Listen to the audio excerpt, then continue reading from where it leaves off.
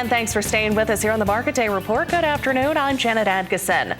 Well, we're less than 2 weeks away from the deadline to avoid a potential rail strike, and several major unions have not signed off on a deal yet.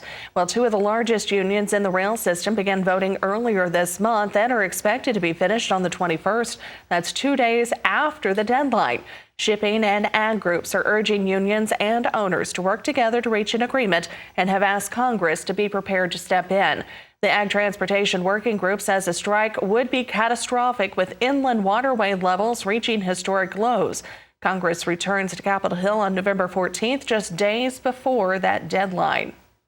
Well, President and CEO of the Renewable Fuels Association, Jeff Cooper, joins us now with further perspective on the situation.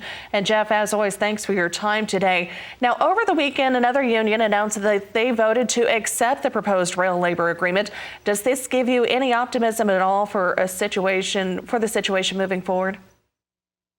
Well, it was encouraging, Janet, to see that other union come on board, but there's still a number of unions that are holding out and haven't ratified that agreement yet, and that does give us great concern. We're about 2 weeks away from that deadline, and we're hearing from the railroads already that, if there isn't some sort of progress here in the next week or so, they're going to start to slow things down on the rails as early as next week. That would have a devastating impact on the ethanol industry, because about 70% of the ethanol that we produce in the U.S. is shipped on the rail system. So if the nation's trains stop running, our nation's ethanol plants are going to stop running too, and that's going to have impacts, broad-ranging impacts on anybody that drives a car and is relying on ethanol-blended gasoline to get them where they need to go. Now, Jeff, this all comes down as the industry is coping also with record low levels on the Mississippi River. So how does this further underscore the need to reach that agreement? Yeah, we're already facing numerous challenges across the transportation networks for our product. About 7 or 8% of the ethanol we produce is shipped on the inland waterways.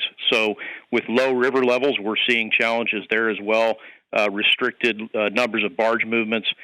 So that's having an impact. Then we got the situation on the rails, and we're also dealing with problems in the trucking industry in terms of a labor shortage and other problems there. So transportation has been a huge challenge for the ethanol industry this year, and we hope to see some resolution on these issues soon.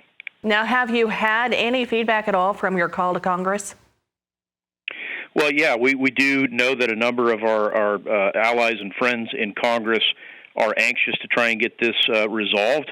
If the unions and railroads aren't able to figure something out themselves, I think it's safe to assume that Congress probably will intervene close to the 19th and impose some sort of contract on the unions to make sure that they're going to work and products are getting where they need to go.